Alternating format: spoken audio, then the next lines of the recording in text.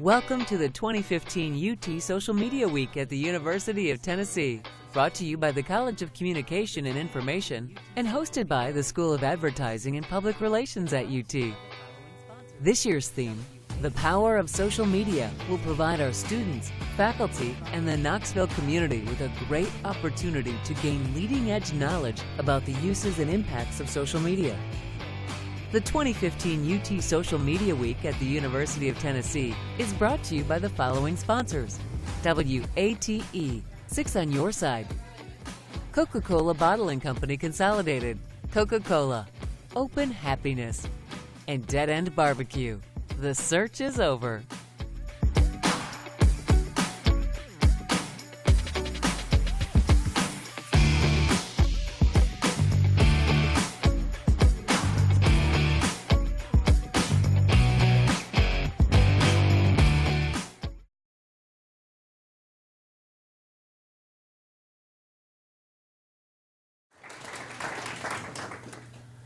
Thank you guys and welcome to today's event. Before we get started insofar as the recruiting, I think obviously the biggest news coming from Tennessee today is the hiring of Rick Barnes. And so Zach and Brent, I want to start with you guys and let's talk about how social media over the last several years has affected the way we not only gather information for stories but also report stories. And now the big push is to be the first to tweet it out. So let's talk a little bit about that, obviously, in light of the last couple of days here at Tennessee.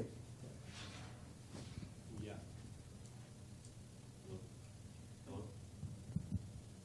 I'll just talk. There we go. There we go. Okay. Well, I think that's obviously true, you know, with how social media has really, I guess, developed over the last few years. It used to be, before my time, I suppose you could say, that someone didn't report something until it was published in the newspaper the next day. Now it's all about the timestamp on that tweet determines who, you know, reported whatever the story was. And I think that's something now that's so important, is that it really kind of almost expedites the way that reporting has gone now, is that you know that if you're 20 minutes late to something, that's an eternity now. And with the way that social media and how it is just getting more, you know, widespread, businesses are using it, the news outlets themselves have their own Twitter account and stuff like that. So, I mean, really, you know, that's the main way, the way I view it, that's the main kind of, I guess, medium for how reporting is done now, is that to get the report out there, to get the news out there, is to put it on Twitter, put it on social media, and then let it go viral without you having to do anything from that point on. Yeah, I'm a little older than Zach, so I've struggled to get into social media for the longest time. And I was from a school where you didn't write anything or report anything until you had multiple sources confirming it. And the last thing you wanted to do was be wrong, because if you were wrong, then it was detrimental to your credibility in this business. What Twitter has done, and social media in particular Twitter, is just throw it and stick. And if it sticks, you were right, then you were first. And if it doesn't stick, then, oh, they hit a last-minute snag. And that's become the new thing, is, you know, everybody's finalizing a deal.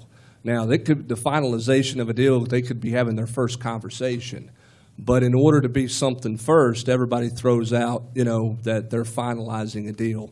I think the other thing that's hard with Twitter today that's changed what we're doing in the media is deciphering media from what a fan reports.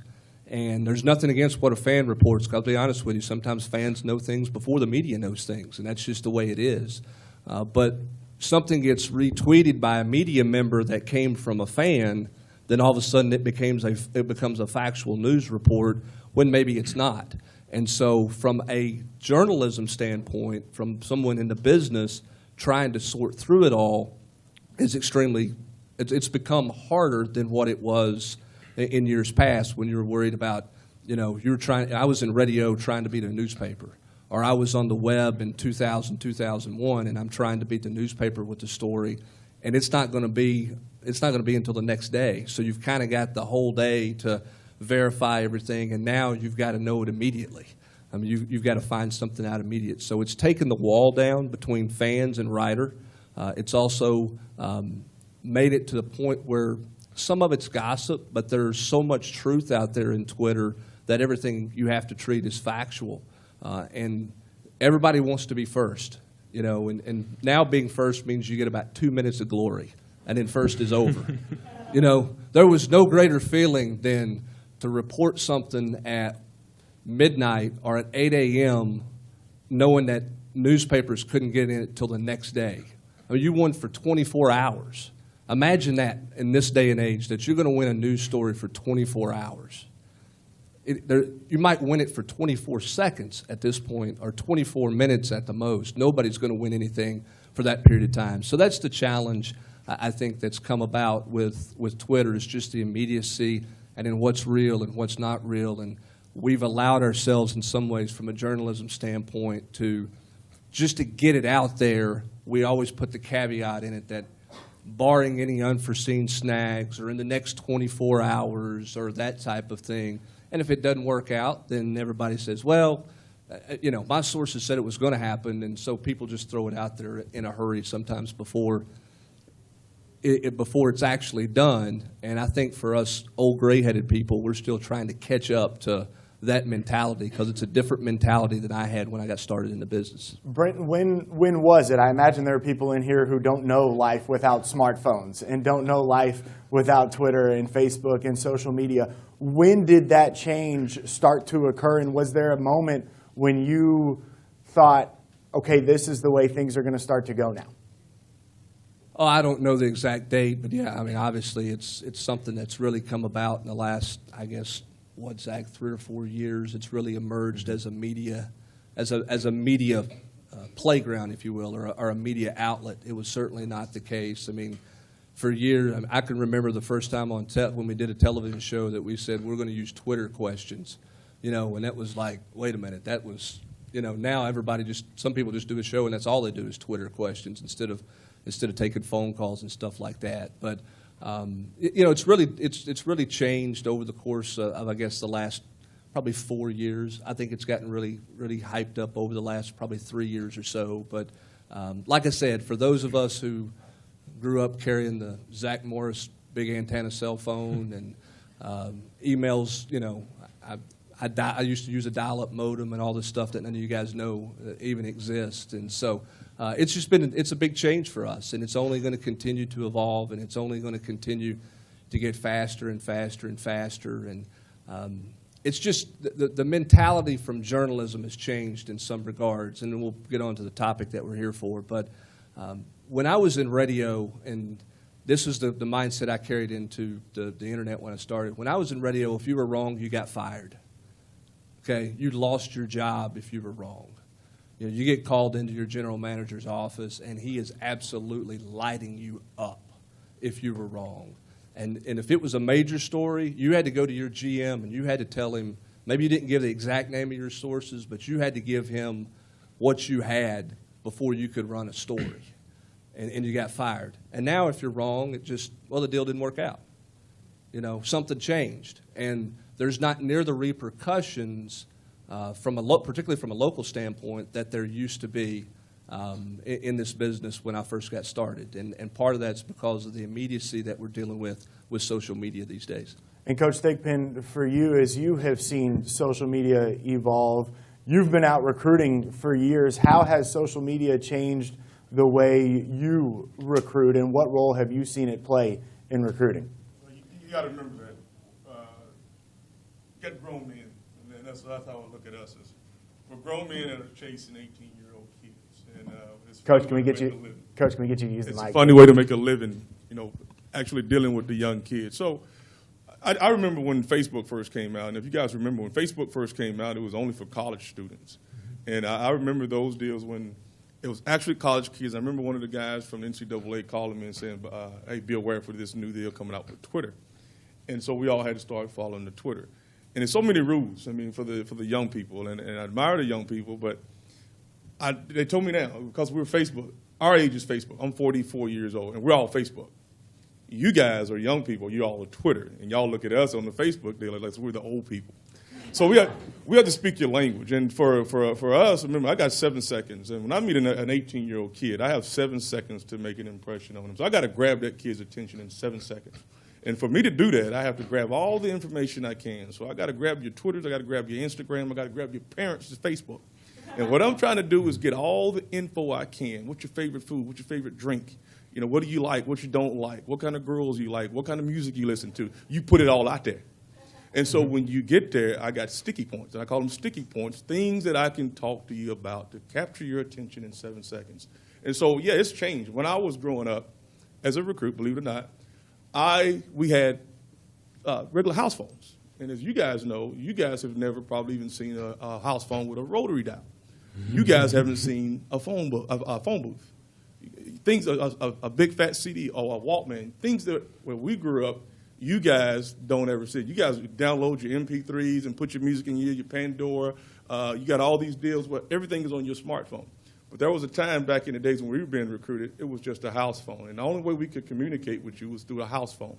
But now, think about 20, 30 years ago, now you flip the script in the future. I mean, I can get my message to you in a matter of seconds. So Twitter and Facebook, Instagram, I mean, they've done a lot for us as part of the recruiting, just so we can start building relationships, unlike what we were unable to do back in the days.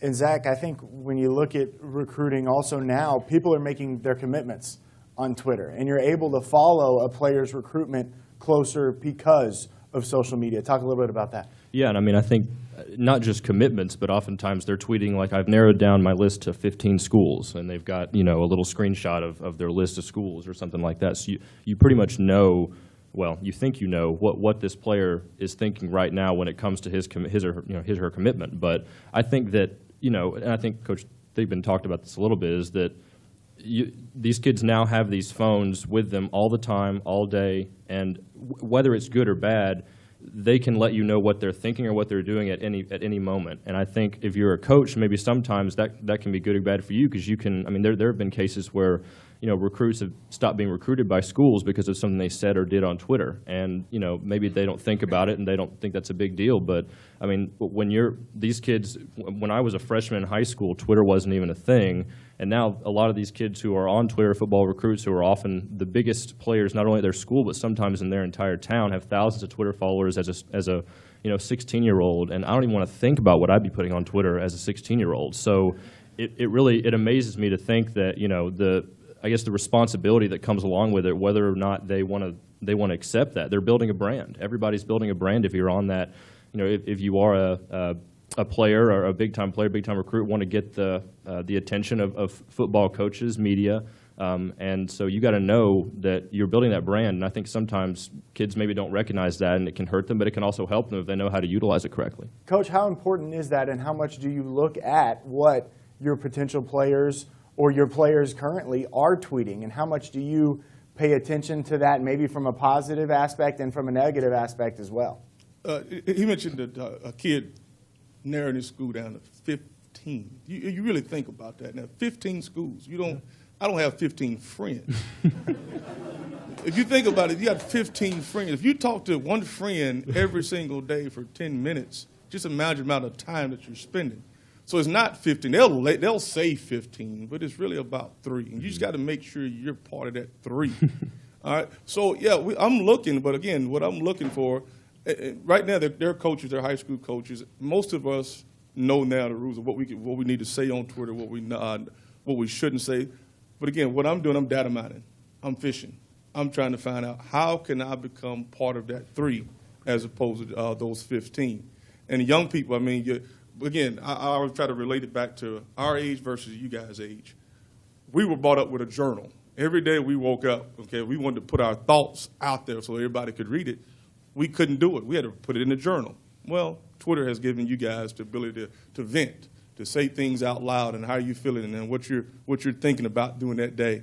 Okay, and I'm using that. Okay, if you're having a bad day, well, guess what? I'm going to tweet you and make sure you have a great day. I'm going to say positive things to you. And again, it's just ways that we're going to do it. Just try to feel out what is it that day that you're feeling so you can connect. It's all about the connection. All right? Again, it's about that 7 seconds. Why do kids go to school? It's because they say, well, it's not about the university. It's not going to be about you got a great statue, 102, 455 in the stadium. It's usually going to come down to 2 things. Or I'm going to say about one thing. I felt a connection to that person or to that school. I felt something that when I got there, I felt at home. And what is that at home feeling? Well, at home feeling, like, it's because I felt like they knew me when I first got there. Well, guess what? We did. You put it out there. And those are the strategies that we use. Some of them, Instagram, Twitter, all the things that you use, making sure that we can connect to your family through Facebook, Twitter, and Instagram. And I'd imagine, too, it's given recruits the opportunity to see coaches and recruiters in a different light because they're seeing what Coach Jones tweets out. They're seeing what you assistant coaches tweet out after a bowl game saying, hey, who's next? Come join us. And it gives them a bit of an insight. It makes them feel like they do know you more. Think about it. Third down for what? Third down for what? That goes down. I think Butch Jones goes down as probably one of the greatest propaganda guys I've ever seen in my life. Oh my gosh. He could every single day. It's like you come into the office, you guys thinking it's free. What are you putting on Twitter? It's every single day. What do we have to do to connect? Well, guess what the kids do? The kids connect to football players. We'll have Peyton Manning here. Well, it's going to be on Twitter. We'll have somebody here famous today. Well, guess what? A little bit later on, you'll see that on Twitter. And it's just every day he's trying to relate to the kid. Because one thing I can tell you, if a kid visits Tennessee, that's all we got to do. Once we get them to visit Tennessee, you can put all the 15 schools you want to. We'll be one of two. We're 50-50. If you touch Tennessee's campus, we really feel like we're going to be in your top two. So if we can get to 50-50 as opposed to one of 15, we feel like we're in the hunt. Brent, as a publisher of a website which covers recruiting, this not only gives coaches an insight to players, it also gives you guys an insight to players. And we heard Zach say earlier that they're sophomores in college. We've got 15,000 followers on Twitter. And you guys are usually one of those followers. I know I am as well. Talk about that aspect and how it's affected your job. Does it make it easier or does it make it more difficult because now all that information is out there? Well, here, I'm going to do the 180 because you guys heard me talk at the start. And you probably thought I hated Twitter. And then when it comes to football recruiting, we like Twitter because Twitter's easier for us. Tommy was talking about a rotary telephone. I'll tell a quick story. Back years ago, and this you guys will probably have no idea that this is even possible, but there was a player who played quarterback for Notre Dame. His name was Jarius Jackson. Jarius was from somewhere in Mississippi, Tupelo or somewhere down that way. Tommy, I don't remember exactly where. But Jarius, Tennessee was one of the 3 or 5 final schools. He ended up going to Notre Dame. And what we're trying to do is we're trying to get from Jarius, where are you going, where are you leaning, what are you doing, that type of thing. And to get a hold of Jarius Jackson, you had to call the neighbor who lived behind him that had a cordless phone.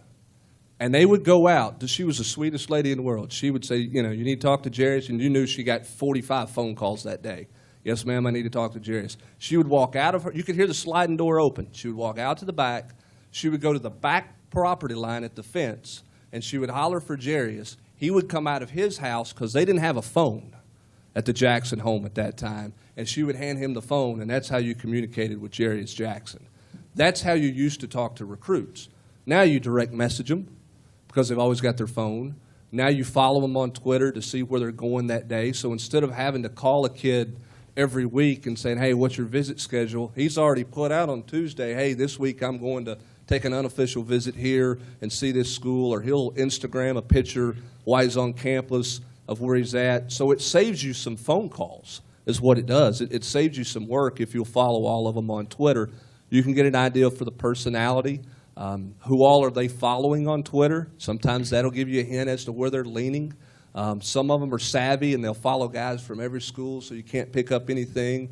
But, it creates that fervor and that fever pitch that fans like because, hey, he wore a Tennessee shirt to school today.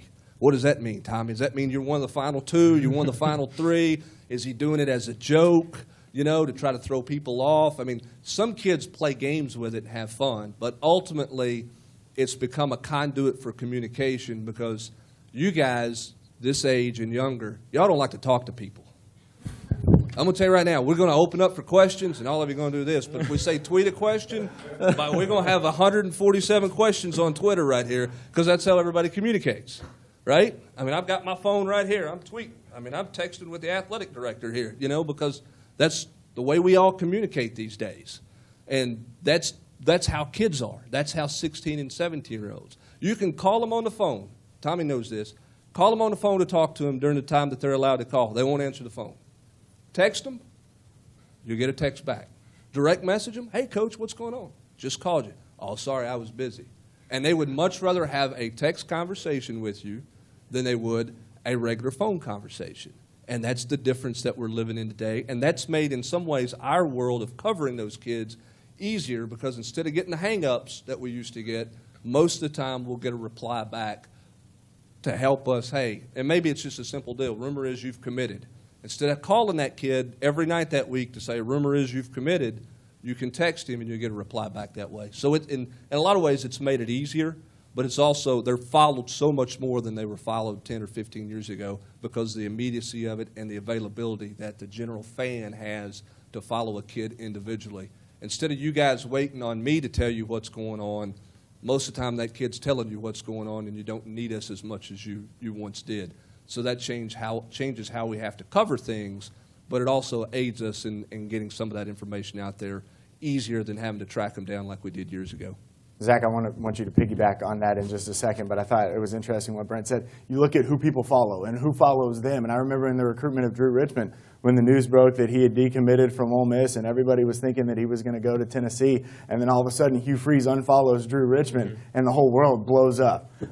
So piggyback on that too, and how Twitter has made it easier, harder, something you like or don't like about doing your job now. Well, the Drew Richmond thing reminded me, I remember when Vanderbilt had a coach named James Franklin a couple of years ago, and he left for Penn State to take their head coaching job. And when that was kind of going on and people didn't know what was going to happen, someone noticed that Penn State University followed James Franklin on Twitter. Someone screenshotted it, goes viral, and obviously people are like, okay, something's going down, and he ended up being, going to Penn State. Now, that doesn't mean that always is true, but generally things like that you wouldn't see without social media suddenly, pops up, and it kind of gives you an eye into something that's going on maybe in the background. And I think that's really interesting because, it can make our job easier, but at the same time, it can make your job harder too, because, a recruit could tweet something and you don't know what they're saying, really cryptic tweet, and there could be reports out there about where one kid's leaning. He'll tweet like, oh, I haven't talked to a reporter in days or something like that. And, it really kind of clouds it up more. But a lot of that's on purpose. A lot of it's not. But I think sometimes when things like that Penn State thing happen, it's kind of interesting because it all can go viral. And the viral part of it, I think, is a big part of all of this. And Coach Thigpen was alluding to this about like Butch Jones being a marketer. Anything like that nowadays can be a huge part for you when it comes to something going viral on social media. I remember, I think Michigan has a head coach named Jim Harbaugh now, and I think just the other day, I could be wrong about this, but he wrote a letter to a recruit's girlfriend about going to prom with him or something like that. And that's a double win for him because he makes a connection with that kid, and that thing goes viral on Sports Illustrated, ESPN, Sporting News, all sorts of sites. And, that kind of thing can be kind of cool. The third down for what? The fact that, Little John was here, that goes viral. People see that. Recruits see that. I think there's a cool factor to it. And that definitely makes it, that makes it interesting to cover. But it also makes it interesting, I think, from a coaching perspective as well to kind of deal with that. Well, quickly on the Penn State thing, that viral tweet sent everybody in Happy Valley, Pennsylvania, to the airport that night. They were tracking a plane because Penn State started following James Franklin on Twitter, which went viral, which resulted in James Franklin interviewing for the job, which resulted in James Franklin flying to Penn State to be introduced the next day, and there were some 20 media outlets standing outside a chain-link fence watching a plane land with a camera in 16-degree weather. Franklin wasn't on the plane, but because of that tweet, that's what you started chasing as a journalist. And some of that stuff for us is like, wait a minute, what is this going on? And as I said, I was a little bit late to the party sometimes with Twitter because I was the old man, and you guys are younger than me, and I don't need to be on that whole world and all this other stuff. But then I watched last year 102-455 put an orange and white checkerboard in there that had zero initiative from the athletic department or from the university. That thing started on social media, and it became the checkerboard stadium strictly through social media. That tells you what the power of social media is. You're talking about third down for what, Coach? Then all of a sudden you got it. How much have you guys used a checkerboard stadium in your recruiting? That was all done by the fans. It wasn't Coach Jones got on board with it afterwards, but it wasn't this news release from the athletic department that said, hey, we're going to checkerboard the stadium this Saturday. It's a bunch of fans on social media who said we're going to do it, and they ended up doing it. That's correct. Fans are probably just as big as a part of the recruiting process than us. I mean, it's mind-boggling on how many. I look at it kind of like how you guys watch TV. You ever heard people talk about Ellen DeGeneres as if they know her, or Oprah as if that's a homegirl or something? It blows my mind because it's all of a sudden in recruiting. Whoever thought about the branding, and that's how I look at it. It's branding, branding, branding. Whoever thought about putting the branding in recruiting was really a genius when you really put it in the scope of things. If I go to Walmart and I buy something with a no brand name, you guys won't buy it. But if I put a Versace on it, or if I put a Prada on it, oh, how the demand goes up. Whoever thought about the 5-star and 4-star, that was branding. That was branding. Because all of a sudden now, people wanted to know who the 5-star players are, who the 4-star players are. 3 stars they don't care about, 2 stars. And I look at it as, okay, where are you shopping at? People will get on there with a 5-star kid, and they will talk about it as if they're best friends. And you listen to grown-ups, to grown men talk about the Drew Richmonds or the Malones and the Herds. They follow those kids. And believe it or not, it all goes hand in hand. We want that stadium to be 102, 455 every single week, every single year. Well, how do we do it? Well, if we bring a bunch of 3 stars in that big old stadium over there that you guys don't know, you won't come. But if all of a sudden I put some Herds in that stadium, some Drew Richmonds in that stadium, some people that y'all may know, and just like y'all, if Oprah walked to that stadium, y'all feel like y'all know Oprah, y'all would be in that stadium. Same way with the Jalen Hurds. You guys has identified, you are now identifying with the young people when you follow them on Twitter. And it's all based on the 5 stars and 4 stars and the branding part of it. And that's why I said Butch was really, really good at this part, because when you walk into the stadium, there's T's everywhere. There's subliminals all in the back of your mind. And it's all about that T for Butch. It's about the T. And how can he put it in your mind and make you think about Tennessee all the time? That's where his genius becomes, for me, that's where he's on the cutting edge. Coach, has that transition been hard? I mean, we've talked about how this has happened within the last 4 or 5 years, at least the blow-up of social media. Has that been hard for you guys to adapt to that? Yeah, because, again, you deal with young people. It's hard to keep up with. I take, for example, I screenshotted something and put it on Twitter, Lord forbid. I got phone calls from young people that said, Coach, you know you can't screenshot. You're not supposed to screenshot things and put it on Twitter. You're supposed to upload. I didn't know that. So I had to take the tweet off and start the upload process. So we're getting the history, we're getting the lessons as we go along. I don't know all the rules of Instagram. I just know if a house burns down, I know what people say. If my house burns down, what do you want? What do you want to save if your house burned down? It's not your clothes, it's not your money, it's pictures. Pictures are the one thing that you want to keep. So guess what we do? We send Butch on Instagram, he's on the Twitter, and he's constantly putting out pictures. And especially when they get here, they take 1 million pictures so they can identify and get branded by Tennessee. Guys, I may not have the answer to this, but what's next? I mean, Twitter has evolved so much in the last 4 to 5 years. Is there any way to know what's going to happen next? I mean, we try to follow. I mean, I was on Ask.fm and Vine, and then, we try to find out what's the next big one. But Facebook went public about a year ago, and I guess Twitter's supposed to go public, November the 15th of this season. So these things are humongous. I couldn't tell you what the new thing would be. We're trying to get a hold of it. But again, I call the NCAA, and I was asking them what's the new trend. Twitter would be hard to beat, and as well as Instagram and Facebook. I couldn't tell you what the next wave would be as far as the social media. I don't have any idea, and that's been the challenge for us, because as a company, we're in the business of we're trying to get your $9.95 every month is what we want for you to interact with us and read our stories and all of those things. And our challenge is, what can we provide that's not been out there in 140 characters? Used to be, it was a huge deal for us to have the commitment news. We broke the commitment, and we might do we might get it and nobody else can get the kid on the phone, or we've talked to the kid and he's given us the commitment, and then we're going to post it, whenever he tells us the time to post it. Well, now we do those deals, and the kid says, hey, you can post it as soon as I put it on Twitter. And so what we're trying to do is we're trying to not combat Twitter. We're trying to work with Twitter and not let all of our news to where somebody says, hey, I don't need your service. We don't need you anymore. I'm not going to give you $9.95 because I can get everything that you have on Twitter. And so our challenge for us as a company the last 4 or 5 years has been, how do we work with Twitter, use Twitter to our advantage, but then give you more than you can get in 140 characters? How do we hold your attention more than 140 characters? And what we try to do is we try to do it through different stories and different angles that you don't see out there just as the breaking news type thing. And I think that's the challenge, for Sports Illustrated and for everybody else out there, is how do you make sure they're still coming to your place and hanging out and paying the bills that way, as opposed to just saying, hey, I'm good with 140 characters. But what's next?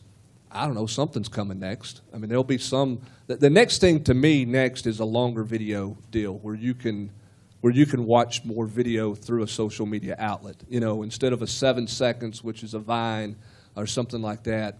We're all watching video on our tablets or on our phones now, and I think some type of social media where video is more prevalent, to me, Zach, maybe the next thing down the pike. That's what I was actually going to say. I think, and I could be wrong about this, but I think there are some sort of apps that are coming out like that, like Meerkat or Periscope. Maybe you guys have heard of that stuff. I don't know, but I think that's like basically the ability to put a live video on like a social media outlet, like a Twitter or something like that, which is crazy to think you could see live. I mean, you probably know more than I do. Well, no, I just know that the UT football is using Meerkat and Periscope, so I'm trying to figure out what it is, because it came out the first day of spring practice. I'm like, wait a minute, I got enough apps on my phone. What's the next thing we got going here? But go ahead and continue. and I don't even completely know what it is either. But I think what Brent was alluding to, too, about just the way that news uses it nowadays. I mean, for me personally, Twitter has just kind of revolutionized the way that I digest news. I know this is a recruiting panel, but the news part of it is so intriguing to me because the first thing I do when I wake up in the morning is lean over and look at Twitter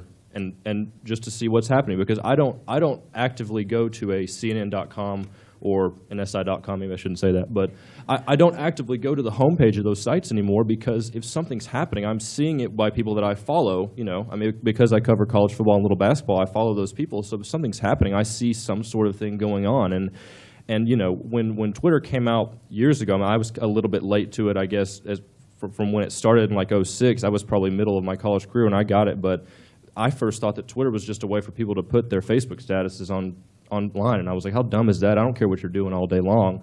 But now people use it for news now. They tweet their articles. They tweet. That's how I use it. Every time I write something, the first thing I want to do is put it out on Twitter and put it out on social media so people can digest it and have it retweeted by SI and have other people see it. And I think that is what's so impressive to me, is that, and I've had this discussion with my editors before, is that Twitter is a good and bad thing. I think Brent alluded to kind of citizen journalism earlier. There's people out there tweeting stuff that might be quote unquote news, and it's very hard to confirm sometimes what's real and what's not. You just have to know who's credible and who's doing it right, because now people like Brent and I have to be very, very careful about what we put on Twitter, because once it's out there, I've known people that have tweeted news and gotten fired because it's inaccurate. Things have happened. And the way that that's all involving is just fascinating to me. But I agree with him that I think video in some way is going to happen. If something happened and someone's there and is able to put a live video on social media, I don't know what that's going to do to the industry, but it's fascinating to me. Jim Rodman uses the phrase that Twitter is a loaded gun. And how many times have we seen, whether it's athletes or politicians, tweet something that now they later regret tweeting because it wasn't, it was either supposed to go in a direct message or it shouldn't have been out in Twitter at all. Coach, how has the NCAA tried to regulate Twitter and social media? Bizarre. It's bizarre because I can't text a kid, but I can DM him. To me, it doesn't make any sense. Same thing. It is the same. It's the same exact thing. I can go to his Facebook and I can give him a direct message. And basically it started, there were phones first, and then in the beginning of the NCAA, you could text kids unlimited, okay? And then you had a bunch of old guys that didn't know how to text, and they cried to the NCAA, and of course they banned the text message. You couldn't text them until after the day they signed or whatnot. All right, then the NCAA was written with and believe it or not, technology is ahead of them.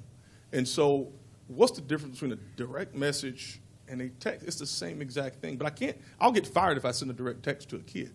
But if I direct message him or send him an instant message on his Facebook, there's no problem. There's a lot of rules. I mean, kids can text me all they want to. I can't text them back. They can direct message me as long as they're seniors, and I can hit them back. If they're not a rising senior, I can't hit them back. So a lot of times you get messages to you, you don't know who they are. And if you say anything back, you got to go and file it. So it's a lot of rules, but again, if something happens, you got to go and report it. And so, again, it's the technology thing. And NCAA is doing it. They're trying to catch up with it. But, you know, with technology, I mean, if you look at your phone right now, you guys remember when the 4 came out, the 5 came out, and the 6 came out. Well, guess what? By next year, the 7 will be out. So the technology is moving so fast that the NCAA is, they're a little bit behind on it. And so you want them to catch up because to me, a text message and a direct message is the same. So, but there's a lot of rules. We can't take pictures of, I can't take a picture with a recruit and then send it out.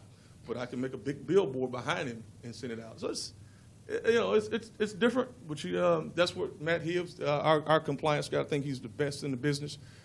He stays up on it. So anytime we want to send something out, we go through him first, and he'll go through the SEC as well as NCAA before we put anything out in public.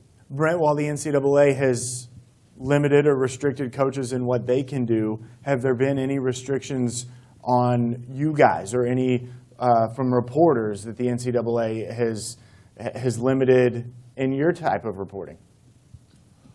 No, not really. I mean, they can't put a control over what we do. I mean, if we take a picture of a recruit who's at football practice and we identify who that recruit is and I put it in a photo gallery, then the university has to file something that says, because it can look like it was set up or designed to do, that they set that up for us to put it out there from a marketing standpoint and some things like that. But no, not for the most part. And talking to the recruits, and even talking to some old recruits, some of the older ones who had to deal with all the phone calls kind of wish they had Twitter at the time because, again, they can deflect because you can not reply if you don't want to. It's real simple. And it's, when we as journalists, when we get worried that we're getting beat on a story, we hit redial. And we hit redial. And we hit redial. And we call everybody we know. And, when you have the text messaging and the Twitter aspect of it, a kid can end a rumor as well as start a rumor. In other words, if it's out there that he's committed, or that he's decommitted from a school, then the kid can go on Twitter and say, hey, that's not true, okay? And that's his word, and then you stop hitting redial. And he can eliminate the phone calls. So from a recruit standpoint, they can manage it better, and it helps us. But to answer your question, Michael, no, there's not a whole lot the NCAA, because of social media changes, that change the way we cover recruiting. We deal with them in social media, and then for us, it's if we can get to them face-to-face at a camp and talk to them that way, it helps us later on down the line in their recruitment. We make an impression, via direct message on Twitter, but we also make an impression with them if we can get in front of them face-to-face. So what we're doing more this day and age than ever before is trying to meet those kids, face-to-face. We'll go on a state tour and go around the state and spend time at their high school and get to know them because they're trying to figure out who everybody is too. And they get so many more questions than they used to get, or they get all these tweets and everything else. If they can identify with us face-to-face, it helps us get the story later on down the line. Zach, do you think the NCAA needs to do more or needs to maybe open up more because of social media?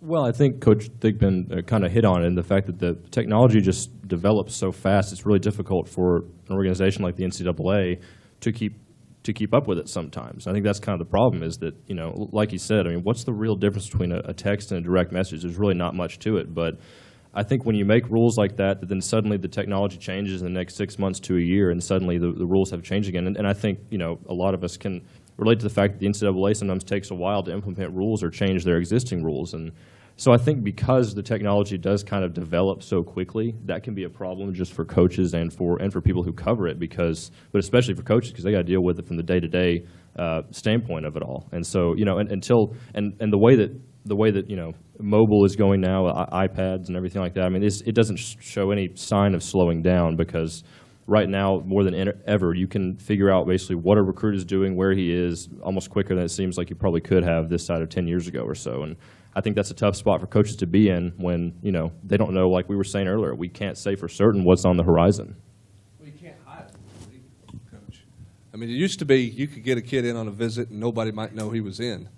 You know, you could, you know, he committed to another school and you're trying to sneak him in, and, you know, he doesn't want anybody to know he's taking a visit there or anything. You're trying to steal it in the midnight hour, and you could hide that kid. In today's world, somebody sees him walking down the street, somebody sees him somewhere. You can't hide the stuff that you used to be able to hide in terms, and I don't mean illegally hide, I'm just meaning keeping things quiet. You just can't do that anymore in social media. Certainly not like you could 10 years ago. That's correct. There are no more hidden gems or diamonds in the rough, as people used to call them. And coaches, you know, back in the days, coaches, if a kid was, I call it the 20-mile rule. If you fly in Atlanta, Georgia, if I fly in Atlanta, I probably can hit within the 20-mile radius, probably about 100 schools in that 20-mile radius. But if I go out about another hour and a half out into the sticks, Wilcox counties, the Dooleys, little bitty towns, and find a great football player, back in the days, nobody knew where that kid was at. It's no secret anymore. With 247, Rivals, what else, ESPN, just the number of sources, it's too many of them. And then as soon as he get an offer, boom, he puts it out on Twitter. Coach Thigpen offered me today from the University of Tennessee. Mark Rick offered me from Georgia. It just goes on and on. So as soon as a kid get identified, everybody got to go see the kid. So you're right, you can't hide a kid anymore like you used to. There are no more diamonds. I mean, everybody knows who that kid is. And if a school want to get a kid a 4-star, you just send a message to Rivals or 247, hey, take a look at this kid. He might be a 4-star. And his value, like we were talking about before. I go from a 3-star kid nobody know, and then all of a sudden his value goes up. And once his value goes up, people start to watch him. I want to open up the floor to questions. If you would, please raise your hand, and we will come to you with a microphone because we are streaming. So we want to make sure that the people watching at home can hear your questions directed to the panel. If you would, be specific as to whom you're directing your question to.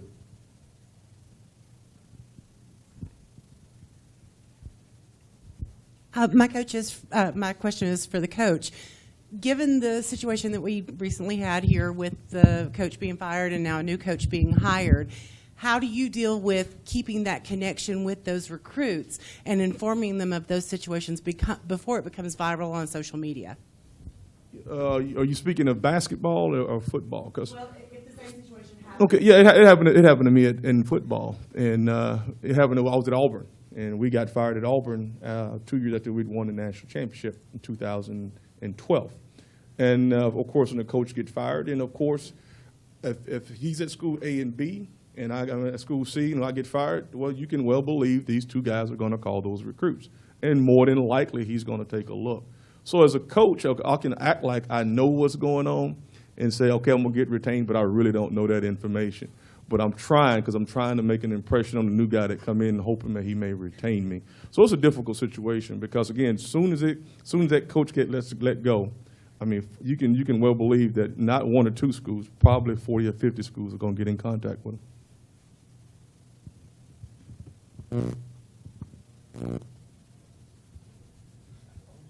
I told you. You can tweet your questions too, and if they pop up on the board, we'll read it off the board over here if you want to tweet it out. Okay, my question's for Brent and Zach.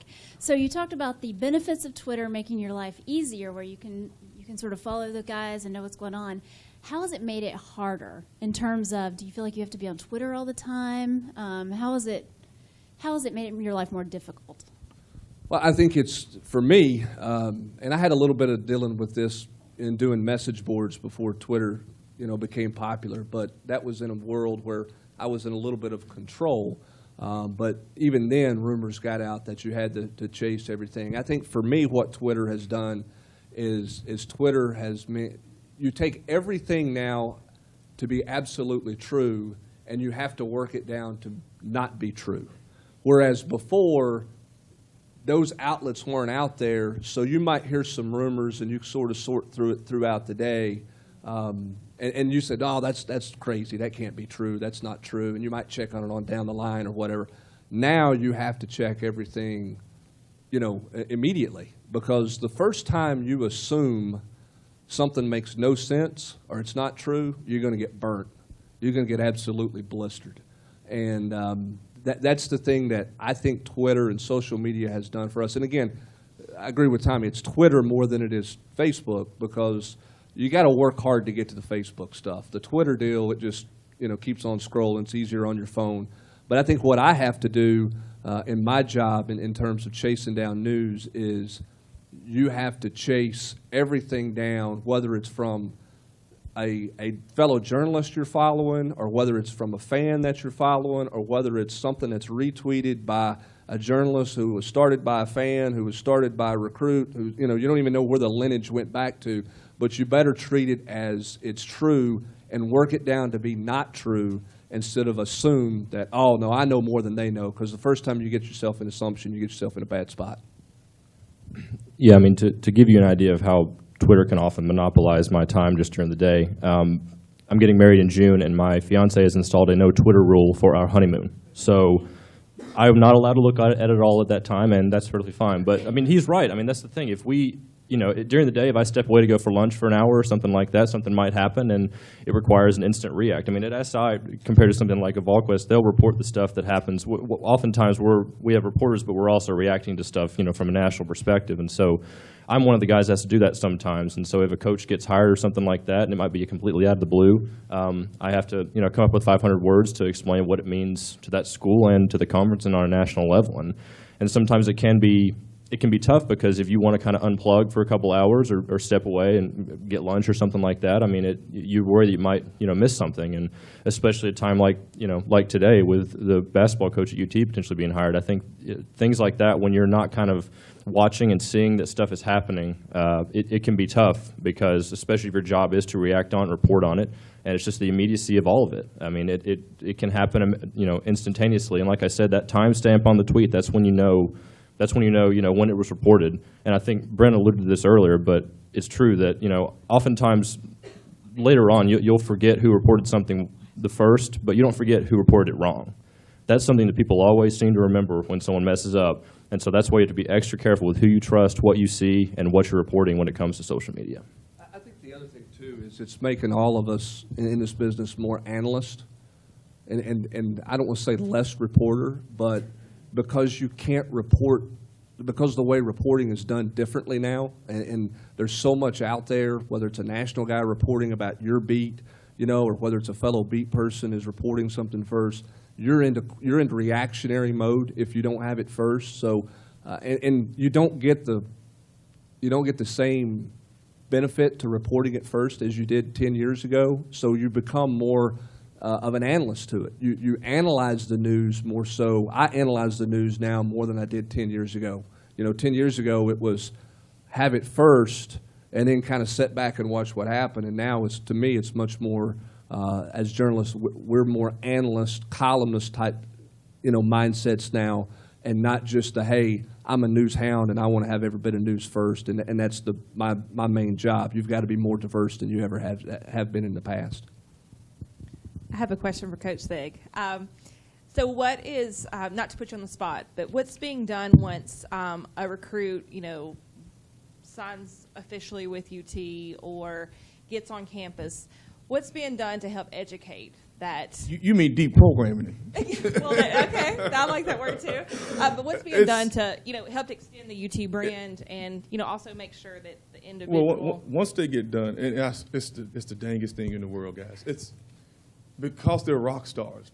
I look at them like movie stars. I mean, you got to figure some of these guys are getting 5, 10, 15, 20,000 followers, and their heads are in the clouds.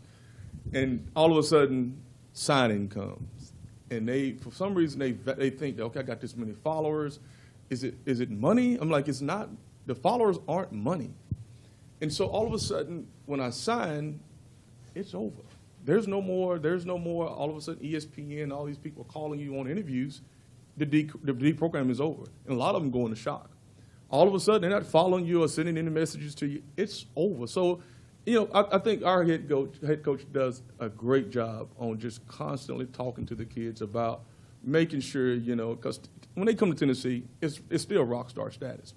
but they're not getting the same attention as when they're 4- or 5-star recruits. And so you got to always constantly talk to them about, hey, it's over now. That part of it is over. Now it's about work, because once we get you on campus, all the recruiting is over with. It's work now. It's not about all of a sudden the 40-year-old guys telling you how great you're going to do when you get to Tennessee. Now it's about production. What can you do to help Tennessee get to Atlanta for the SEC Championship? And so it's hard. It's hard to get some of these guys to get, all of a sudden they get here and the parents are telling them how great they're going to be. Parents are now, the kids are now head of the household. Parents look at the kid as if he's a millionaire and he hadn't played one down of college football yet. And so when he gets here, all of a sudden he gets out to practice and you're playing against 22-year-old men that are bigger, faster, and stronger than you are, the reality bites. And sometimes when these kids get knocked down, it's hard for them to get back up because we've built them up so high. And they felt like, all of a sudden they feel like I can't compete. You have to always reassure them that you're going to get it. You're going to get it. You're going to get stronger. You're going to get better. So it's a deep programming process of getting the kids to buy in that there's a process, especially with Coach Jones. Just follow the process, and you guys will be successful. Coach, it's hard too. Sorry, Michael. It's hard too for those kids too, because for many of them it's the first time they've ever taken criticism after they get here. You're a rock star. The guy's tweeting, you got to come to Tennessee. You look great in orange. You're this, you're that. Rocky Top loves you. And then he goes out on Saturday and he fumbles the football and he doesn't score.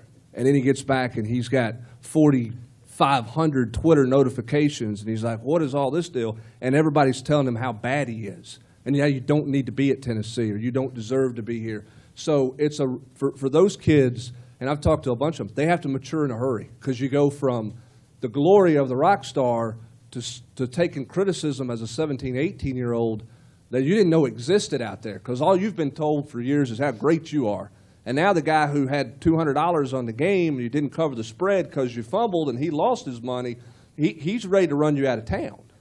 And then the other thing they have to learn, too, is people like me, I'm watching them every day on Twitter to see if they got in trouble or to see if there's an issue. Because I know if I'm not doing it, a bunch of fans are doing it, and the rumors get out there. So they have to be very mindful. And I will say this for Coach Thigpen and the whole staff. They educate those guys and remind them and stress it every day to them, because they're on watch. When it's a recruit, you're just seeing where they're going to school. But once they get here, then they become a different news story. It's, are they doing what they're supposed to do? Did they go somewhere they weren't supposed to? Did they Instagram out a picture of them in a walking boot?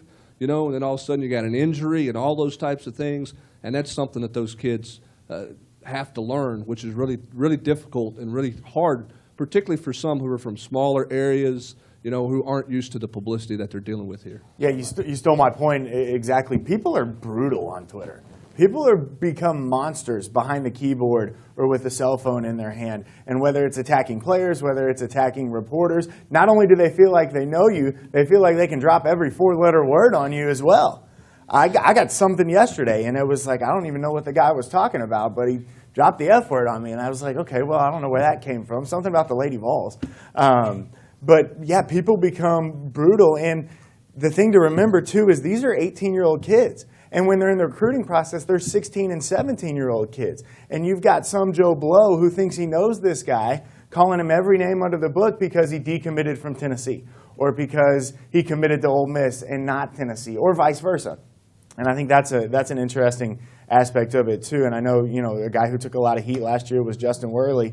And I remember one of the offensive linemen saying, yeah, we scrolled through his Twitter mentions after the game and just kind of sat there and laughed at how mean people can be, because it is brutal and people become monsters. What's really funny is to watch a guy like, I'll use Drew Richmond, for example. He committed to Ole Miss. When he committed to Ole Miss, all the Tennessee fans, he wasn't good enough.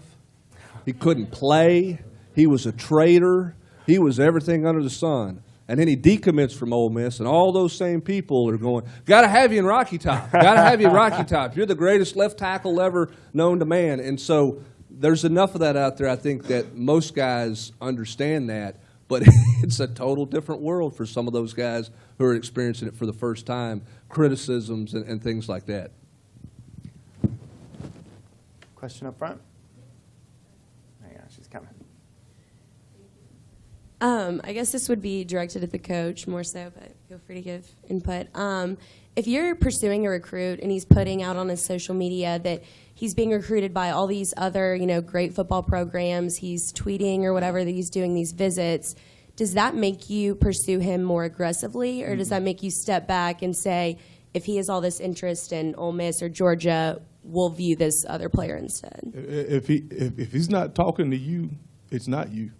That's what I always tell him, is don't waste time. And it's so many recruits. What's your name? Lindsay. Okay, Lindsay, it's so many recruits out there. And one thing that we can't predict is human development. And so I always look at it like this. If you want to go somewhere, you're a wide receiver. Man, there's 4,500 wide receivers out there. I just got to find the one that fits us best. So if you're tweeting, again, I always look at things like this. If you write it, it's probably true. You follow me? If you write it, it's probably true. So I can't keep pursuing you and waste time, because if I waste my time on you, I might not get him. And if I put all my time in him and he's giving me all the love, he's praising Tennessee, that's where I need to put my time in. Again, it's only so many hours or minutes in a day. And if I pursue the guy that's not even mentioning my name, I'm not going to waste time. And we hear Coach Jones always talk about the recruiting profile and how a guy can be a five-star athlete, but if he doesn't fit your recruiting profile, and that may come from something that he tweets, that may be a warning sign, correct? That's correct. Again, they're telling you without telling you. And again, if you just follow them and listen to them, and there's a difference, a little bit difference when they're in state. Take, like people was talking about with Drew Richmond, a little bit different because he was in state. If he was in another state, it would have been a different path. But because he was in the state of Tennessee, and we want to keep our best players here at home, whether we had to actively keep recruiting him. But if he was from somewhere else and he was mentioning Ole Miss or Arkansas or LSU, we'd have put our time somewhere else. We were lucky because, again, we thought he was going to Ole Miss. But I tell you what, Butch was relentless. And to me, he's the best in the business when it comes to just keep communicating. I would have gave up on Drew. I would have went the other way and found another one. But Butch took personal interest in that special recruit because even though he was saying one thing, Butch was hearing something different on the telephone when he talked to the kid. And that's an exceptional circumstance because when I always look at it like this as well. Mamas, all these kids' mamas tell us a lot too. He could be saying one thing, but if I talk to mom and I get that great relationship with his mom and his dad and his uncles and the people that's constantly in his ear, and again, there go Butch again. He needs to hear Tennessee as much as he can, Lindsay. He needs to hear it. And I can say it, but if he says somebody really close to you start saying it over and over and over again, you're more liable to listen. And so I can say it all I want to, but I got to get the people around you that's in your circle to say Tennessee. Because, again, he's going to hear the same message. I'm a vacuum salesman. I'm going to knock on your door and I'm going to sell something. How can I get through the front door? Well, most of the time, if I'm selling Tennessee, I'm probably not going to get Tennessee. I got to sell something else. I got to sell Butch. I got to sell we're going to take care of you. And the people around you that really care about you. So there's a way, again, there's a method behind Butch's madness. And again, I say it like this, it's the Brandon sending the message to you, writing 55 letters to your parents every single week. Well, all of a sudden, your mama is mentioning that. But if you're not mentioning it, if you're not mentioning us, and as much as we're putting effort into you, at some point, we got to cut our losses. No different in Business America. We cut our losses and then go on to the next one.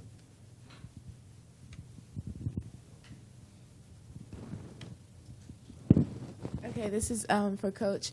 So you talked about using social media to, get to know the recruits and different things like that. But is there a certain point where you look at like the negative kind of image that they're putting via social media and like that kind of like turns you off? Oh, it comes. We get pictures all the time, and Butch we'll get something from Butch. And again, the worst thing that could happen to you if you get a kid committed, that's what always happens. It's not the ones that we're recruiting. It's one if you get committed and you locked into it. And all of a sudden, someone going to go across that Twitter, that Facebook. And the worst thing in the world is you can be sitting out and having dinner with your family, and your phone rings at 10 o'clock at night, and Butch is calling you. The first thing I do, and I know it's on the messages, but the first thing I do is sometimes I want to answer it. If I feel my heart panic, I won't answer it. But first, I go as soon as that phone and call ends, I search through Twitter. I search through Instagram. I go through Facebook. I go to the message board. Okay, I'm safe. All right, Butch, what's up?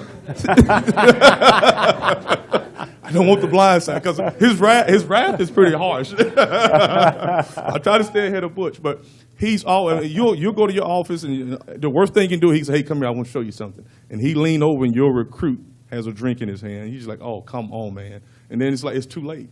So you got to constantly talk to the kids, and they're getting better. They're getting a lot better on what they put in on their deals. But the problem becomes because again, they're rock star status. People can take a picture of them. It's not them. It's other people take a picture of them, put it out there, and it's too late. Once it's out there, it's like toothpaste. Once it's out, you can't get it back in. You follow me? So again, for us, it's just always got to be aware of the kids. What are you doing? I mean, right now, you're your best. Look at yourself like you're a corporation. Whatever you're doing every single day, either making money or losing money. If you're out there drinking, your head is bad, you're out there fighting with your girlfriend, it's gonna get put out there. Somebody's gonna snap you and put it out there. So you always got to talk to the kids, especially when they commit, because then they're ours. And the worst thing that you can do is have one, and all of a sudden you got to let them go. It's easy to me is all of a sudden I get a kid that's a bad character kid. You'll hear it. We go through the interview process. When we walk through the hallways, I'm going to go and find the resource officer, the cop in the school, and I'm going to go talk to him about the kid. Tell me about him. How is he? Ask the teachers. I'm interviewing that kid before he comes here and see what kind of player and what kind of young man he is. And if he's a low character guy, you don't want him here. It's already hard enough. It's hard enough as it is with the schedule that Butch has for these young guys. If you don't have structure in your life, you can't come to Tennessee. That's just how it is. It's really difficult to follow all the things that he wants you to do. Because one thing that Butch does, and I'll give him credit, if a player misses something, an appointment, the coach has to get up and go run with the kid. I'm not getting up with him. And so I want high character kids to come here and that are really good players, but also make sure they represent themselves and their family, as well as the University of Tennessee. I think we have time for maybe one or two more questions.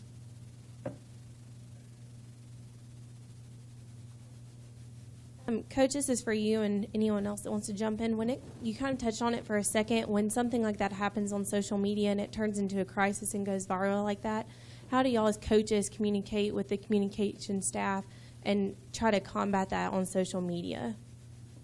One thing he always asks is like, I always anticipate. I always anticipate a problem. And so again, you're always going to think that something is going to happen. Every time we break practice on Saturday, it's constantly talking to them and trying to educate them. Be aware of your surroundings. Make sure you're safe for the weekends. And you're bringing in people and speakers, constantly putting out your message. Because again, they're 18, 19-year-olds. Unfortunately, 18 and 19-year-olds, they make dumb mistakes. They do stupid things. We understand that. And so for us, it's just, again, when you're out, you really want them to put in perspective, okay, you want to build a really good relationship with your players, coach with the players, and say, okay, if I'm out, I've got to make sure I don't do anything to hurt this football team. Unfortunately, things happen with 18 and 19-year-olds. They do dumb things. And so for us, we just got to constantly just educate. And then Butch coming in, if something shows up on Twitter, I'll tell you what, before 2:30 of every meeting, if something's out there that's negative, it could be at any other school, it could be our own, he'll put it on the big screen. And everybody see it, say, guys, don't let this be you. Don't let this be you. And it's constantly showing them how fast one day you're on top of the world and the next day you're not. So again, it's the education part of it and just constantly talking to them and mentoring the young people. I think for us, it puts us straight into reporter mode. I mean, you start digging into what's true and what's not true.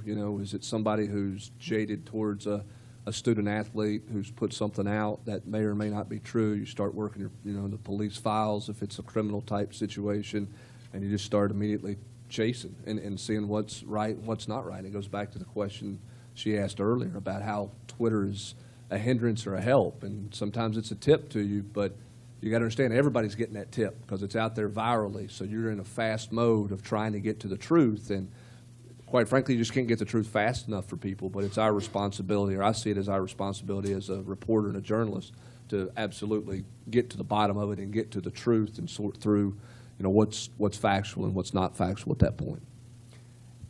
Yeah, and I think I don't cover recruiting day to day like Brent does, but I think, kind of what he said earlier, from a national level, you see something like that, you see a tweet that maybe doesn't make sense, but it seems like something's going on. I mean, that's when you kind of turn into, analyst mode and try to figure out if it is true, and when it gets confirmed that it's true, what does it mean, on a national level? What does it mean for that program? And, sometimes people are already trying to figure out a take for what's happened before it's actually even been confirmed. And that's a good and a bad thing. But that's what we have with social media, is that things are so immediate when they're put out there. And not knowing, an example I remember is that Johnny Manziel, who was at Texas A&M a couple years ago, he tweeted one night, like, can't wait to get out of College Station, or something like that.